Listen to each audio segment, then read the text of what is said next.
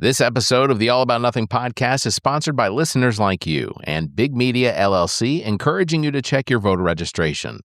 In a world where every voice counts, ensuring your registration is accurate and up to date is the simplest, most effective way to guarantee your vote is heard.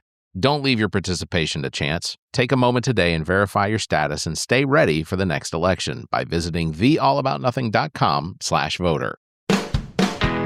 All right, welcome everyone to the All About Nothing podcast, kind of daily show. I am Barrett Gruber, host of the All About Nothing podcast. You can follow me across all social media at Barrett Gruber. With me is Brock, who is a council member for Blythewood, the town of, as well as the coordinator and I guess the guy. You and Steve do everything for Soda City Comic Con coming up on August the 22nd and 23rd here in Columbia, South Carolina, at the Columbia Metropolitan Convention Center. Welcome, Brock. How are you? I'm okay. How are you? Okay, so we are not at the same energy level, sir. It's not. Are you?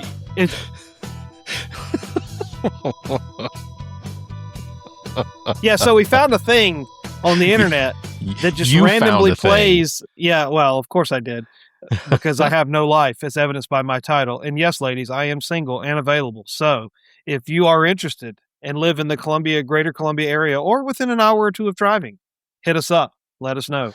I'll take you out, and Barrett will pay for it. We found a random thing on the internet where it randomly plays Michael Jackson sounds just kind of throughout the broadcast, throughout ever how long the video is, and it is playing in the background, and you'll get a hee hee or a shamon or or whatever it is he does. Shamon. Yeah. It's a little intimidating to be doing a podcast with Michael Jackson.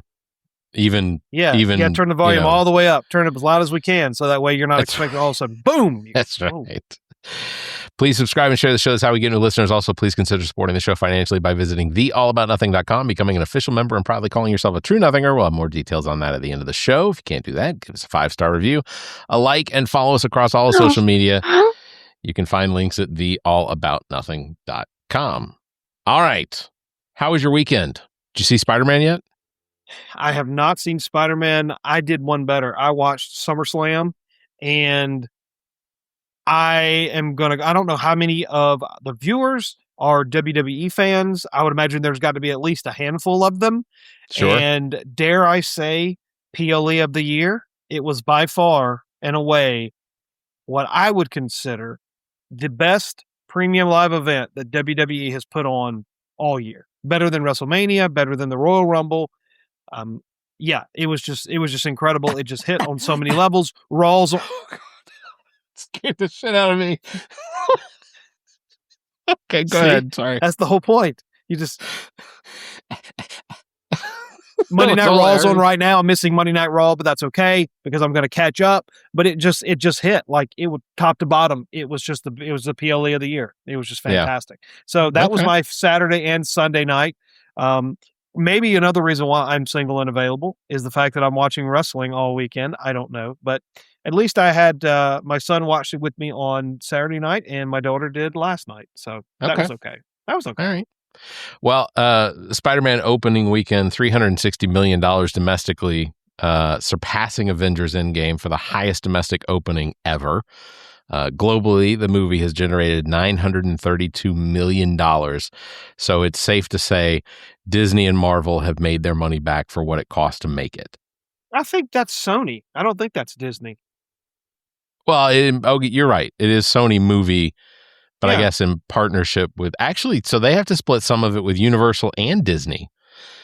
Because I think Sony owns the rights to Spider-Man, because when Marvel went belly up, they sold off the rights to some of the characters. Yeah. Sony was the one that Sony bought. They bought what was it? Spider-Man, and they bought the X-Men. Yeah. Or no, Fox bought the X-Men. Yeah. Sony bought Spider-Man and something else. Maybe the Sony Fantastic Four, but I think the only one they kept is Spider-Man. Yeah, I think Spider-Man. They pretty much own Spider-Man and most Spider-Man, and all of the villains that usually go with Spider-Man. But Universal owns the Hulk, so they have still not given up the rights to the Hulk. So to include Hulk in a Marvel movie on Sony means that Sony some of that money will go to Universal as well. So, but to me, it's good to see the partnership between the three studios to be able to experience that. I have not yet seen it. I do plan on seeing it this weekend. I have an appointment Friday for some tattoo work, and then I plan on trying to go see it. But yeah, no, I mean, it's huge. Odyssey made another 50 million or something this weekend. So movies are back, right? Is that? Yeah. I think so. It's probably a safe bet. Obsession, that horror film that came out, maybe a couple of months ago, did extremely well. Yeah. Horror films tend to do well. They tend to be low budget, and they tend to attract a large audience. So if you're ever a movie studio and you want to get some people in the butts in seats, make a decent horror film. You'll make money. It's very hard to lose money on good horror. Did you see Scary Movie 6? I guess it's the latest Scary movie yet. I didn't see 1 through 5. Didn't see 1 through 5, so I didn't have a. There's scary Michael right there. Didn't see 1 through 5. No reason to see 6 or whatever it is. That's not my. I don't like horror films, period. Oh, so okay. yeah, so that's not really not my thing. So okay. To jump into a little bit of news, we are 1 week away from the special Republican primary election here in South Carolina after, of course, Lindsey Graham's passing. President Trump apparently helped arrange for Darlene Graham to be appointed to finish the term. And then days later, Trump endorsed her to run for a full 6-year term in the August 11th special election, a move that has apparently caught a number of South Carolina Republicans off guard and shifted the mood from sympathy to frustration. There are a lot of Republicans in this state right now that are making social media comments, voters included, as well as some of the leaders here in South Carolina that are absolutely pissed off that Donald Trump, one, arranged for basically pushing Governor McMaster's, who I figure at this point only takes instructions anyway. He's got, 5 months left in his term, and then he'll walk onto a golf course somewhere and never be seen again. That was perfect timing. That was perfect. Yeah. I am much. Yeah, that was a good. Yeah. But it's really interesting. So currently, super PACs for a primary race for the state Senate the Senate Congressional Senate seat here in South Carolina have already made $900,000 in donations to the campaign and for Darlene Graham, and so far they have tracked the spending at nearly $1.5 million in commercials just leading up to the special election next Tuesday. But the likelihood is, and then we're going to have a special election runoff on the 25th, 2 weeks later. Let me see what else. Darlene Graham's profile. Yeah, too many candidates in the race not to have a runoff. It would defy all odds if one person were to get 50+1 to win it outright. But the question is, who are the two candidates going to be? I think I saw that. Was it Norman and Darlene were leading, or at least near the top? Russell Fry's up there too. So those are maybe your top three, maybe? Yeah. I don't know. So Trump's endorsement didn't clear the field whatsoever. Both Fry and Norman are both in the running pretty high up, along with Governor Mark Sanford. And then businessman Mark Lynch, who, by the way, I want to just tell everybody, Mark Lynch will be my guest for next week's episode of the All About Nothing podcast. It was I don't dislike Mark Lynch. He's a bit too religious for me, but I think all in all, he's not a bad person. He just sits much further to the right on a lot of issues than I do. It's not like I said, he's not a bad guy. He and I differ on opinions, and we certainly express that in the episode. So it'll be a good listen. That'll come out. I'm gonna actually release that early on Saturday, leading up to the special primary. So, Mark Lynch, you got Sanford. There's 9. There's not. What are you doing? Playing with a pencil? No, you're typing. What are you typing? Trying to get some more information out there for the ladies. Okay, that's fair. Oh, yeah. There we go. Since I don't have an @Brockage. You can do That's fair. Facebook.com/Brockage. Brockage. I didn't know that was your okay. I think but that's yeah, my so Facebook handle. bottom line is the race is expected to head to a runoff, given the size and strength of the field. I mean, and the strength is debatable. But with pundits speculating Trump could eventually endorse two candidates, and apparently that's already part of the conversation, is that Trump is expected to endorse two candidates as he did for the governor's race. Like, why even weigh in? I don't get it. I absolutely do not understand it. All he's got to do is just stay out. Doesn't have to say anything. Well, I mean, that's kind of like going to the roulette wheel and betting on every number. Yeah. Right. Yeah. Yeah. You know, but hopefully in his case, it ends up 00 green and you lose. So, well, I in my opinion, selecting any of the 9 that are going to be on the ballot, we all lose. Is my opinion. I don't know. We'll see. I didn't ask you for your opinion. I did want to ask you though. Are you besides wrestling, are you watching anything on TV right now? Like TV shows or movies? Like TV shows. Every once in a while I'll turn on and watch an episode of the Boondocks. Okay. Gotcha. And I really liked. Now, when you say TV, you're talking about like streaming, or you talking about like broadcast? Yeah, whatever. I mean, everything that's broadcast goes out on streaming anyway.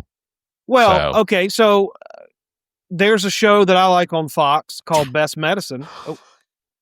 Best Medicine's fantastic. Yeah, it really is. It's apparently a remake of not a remake, but it's a British show called something else. But yeah, it's called Doc Martin. So yes, I watched all of the seasons of Doc Martin, which was absolutely one of my favorite shows when it was still airing. I've watched every season. I guess over there across the pond they call it series. But what's great, I don't know how far you are in Best Medicine. I watched the full first season in the U.S. version. It's great. I thought one of the coolest things was Doc Martin came in as his dad. Yes, I didn't know that when I was watching it, but then I went back and read some synopsis, and that's the actor who played Doc Martin in the UK version. Yeah, very cool. It was very cool. So I look forward to Doc Martin coming on season 2. And you're right, it is Fox that airs on, and I think that it comes back in January or February. So I thought it was in September. I don't know. Anyways, maybe. That's the only show that I actually watch. This on broadcast TV. I watch a couple of other things. Mobland I watched, which I thought was really good. Yeah. I watched. I liked Avatar. The anime is one of the greatest animes ever. But the live action Avatar was good. I don't like the fact that I feel like the producer.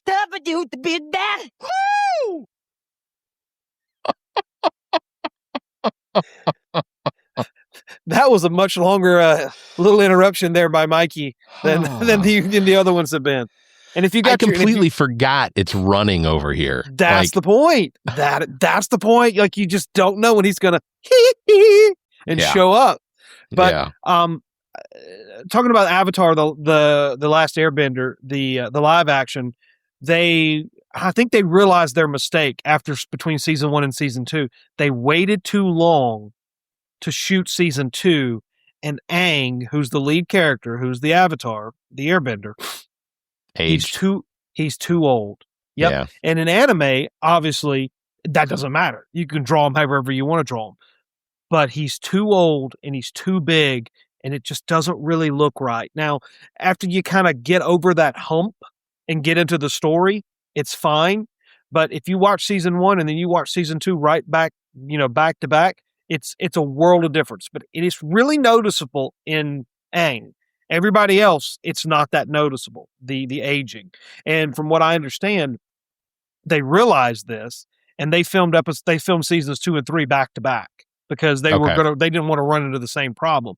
If they had been smart, obviously, which hindsight's 2020, they'd have filmed 1, 2, and 3 back to back to back, and then you'd have had it. You don't have to release it all.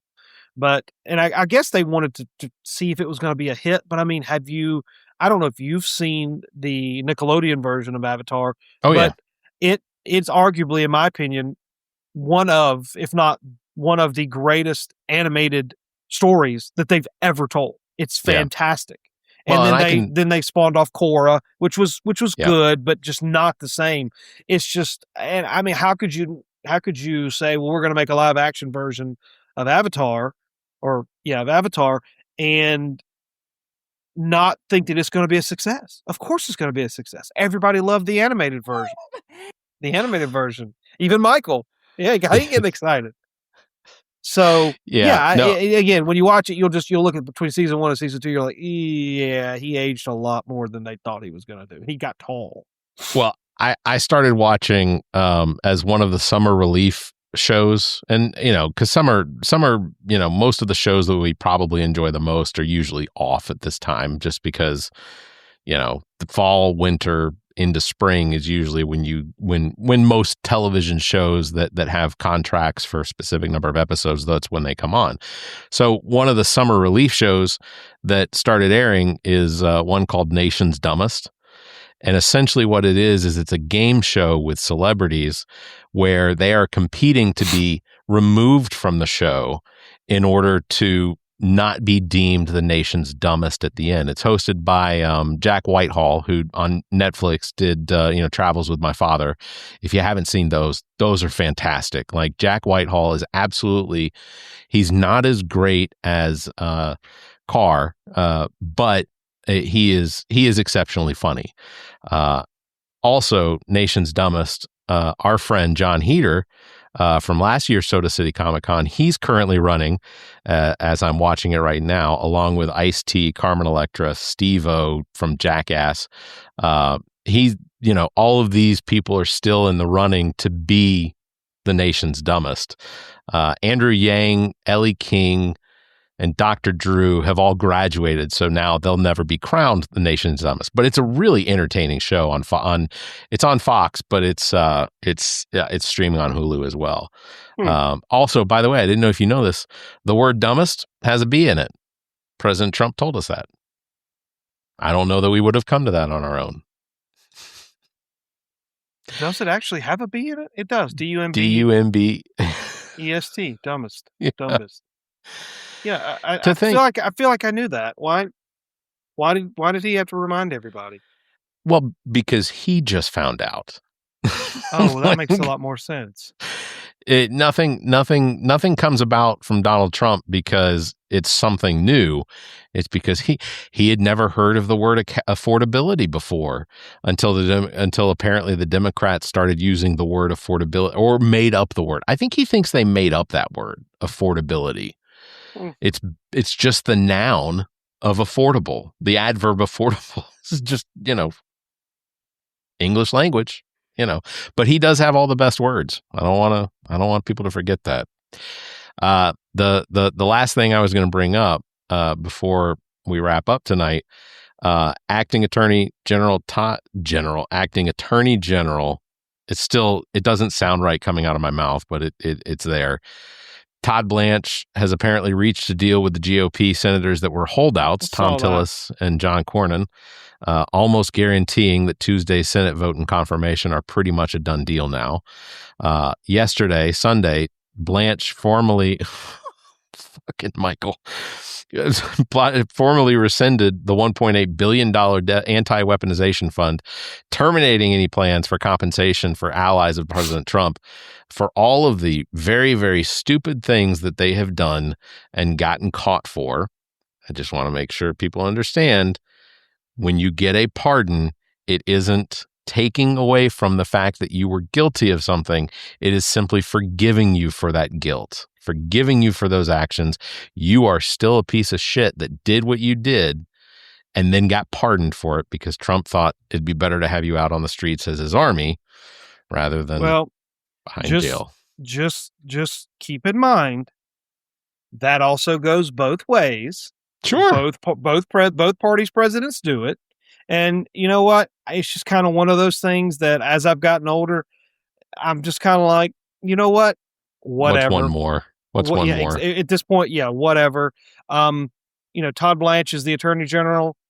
Whatever. I think that, at this point, presidents if the president gets to select his members of the cabinet, then give him the members of his cabinet. If they completely burn the system down, then you know what? Elections have consequences. We'll be okay with it. If for some reason they could find enough people that are dumb enough to agree to set aside $2 billion in American taxpayer funds to give to people who have been convicted of crimes, and they've weaponized the DOJ to treat them unfairly. And if they want to do that and they can get enough people in Congress to think that that's a good idea, okay, so be it. But you know what? Hell hath no fury like the American public scorned. And at some point there will be a snap. Well, at some point there'll be a snap back, and it will be brutal. And it will be quick. Kind of like when Wall Street decides to sell off AI names because they just think they're investing too much money in CapEx and there's not going to be any returns. The fall is brutal and it is very quick. Now, you get days like today, and I'm a Wall Street guy. I watch it every day, or at least Monday through Friday. And you get a day where, things kind of look a little rosy, and Trump's decided not to. The taco trade kicked in today. The market just screams higher. And you're like, oh, all is well and good in the world. Not necessarily, because, you can get your 1.5%, 2% up days, and you can get your down 2 to 3% days, and it just crushes everything that you just made up and then some. Yeah. So, if Todd Blanche is going to be the attorney general, then I hope that he's the best attorney general that they could find. Is he? Probably not. Is he what they're going to get? Sure. He's what you're going to get. Do I think that that they should have struck some sort of deal to give Trump and his kids and their businesses immunity on tax returns looking backwards? No, they absolutely shouldn't. They're not above the law. Should they be able to go after them moving forward? Yes, absolutely. But they should be able to go after anybody. If you're blatantly cheating on your taxes and you get caught, then you suffer the consequences. We're a self-reporting system. If you choose to cheat and get caught, then you suffer the consequences. If you choose to cheat and you don't get caught, well, that's between you and your God. So good news is Department of Justice also has clarified the limits on Trump's tax audit immunity, specifying that the audit protection is only granted in the original lawsuit settlement and applies strictly to retroactively to any past open claims rather than any future filings. So yet another loss for Trump. He and his family will still have to pay taxes, and they will be responsible. Should. Yeah. They should. That's not that big of a deal. Yeah. How do you proactively allow for you, and how do you work that in and think that there isn't some federal judge anywhere that's not going to look at it and go, wait a second, they want to get away, they've got it written in here to get away with anything they do in the future? That's not, that's not even how pardons work. Yeah, I think some people would come back and equate that to saying, oh, well, Biden preemptively pardoned Dr. Fauci. Sure. Michael didn't like that. Should you be able to preemptively pardon somebody or offer some sort of, I guess a pardon is different because it is looking back, and you're pardoning somebody for their past alleged transgressions.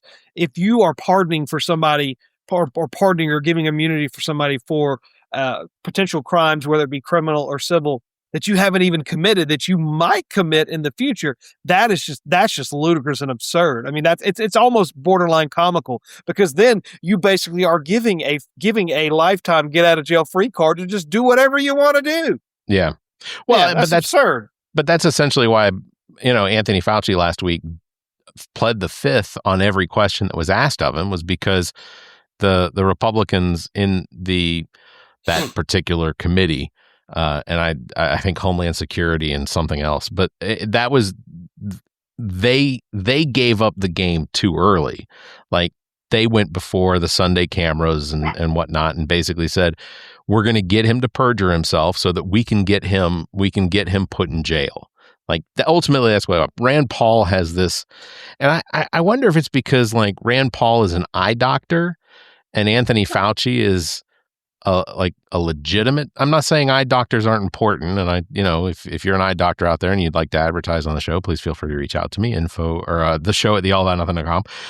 But Anthony Fauci had 50 years of being like a diagnostician and, internal medicine or whatever. I don't know exactly what it is. So people, you don't need to correct me, but just understand, like, Anthony Fauci played a huge role between like AIDS and HIV prevention in the late 80s and 90s to being the head of the NHIC or the National Health Organization or whatever for the United States. Like there are so many things that he has been attached to, and I don't know what his responsibility to it was, but like their whole thing is that they got a hold of his diary, and they claim that he lied to the American public about, where the Wuhan virus came from and whether it was part of some program trying to test the capabilities to see if it could pass to humans from animals or bats or whatever. And it's like, I'm going to be completely honest. I would prefer that we have scientists that are working on things like that so that they can come up with ways to prevent it, or ways to come up with new vaccines to prevent if that happens. So, 10 years from now, we could have some virus that may potentially jump from pigs or birds or bats or whatever to us. And I would prefer to know. Yeah, that we have scientists that are already working on that because they tested to see what it would take for it to make that leap, and already have vaccines in place to prevent. And then the other thing about these mask mandates and things like that. Look, the 6-foot distancing. Yeah, I think that it may have been slightly overdone. And the mask mandates were probably overdone, but it was nobody understood or knew anything about what exactly was going on. And the fact that you can retroactively go back in time and say, this guy was just trying to make life for Americans and people around the world uncomfortable by suggesting that there be these mask mandates and suggesting that people socially distance. I'm going to tell you right now, I want everyone to social distance from me. Almost 999% of the time, just avoid me. That's the truth. Wear masks too, please. If you see me coming, put on a mask. That's all I ask for. Take this and go away. I did not know you had an Ewok. Yeah, I do. She's super cute too.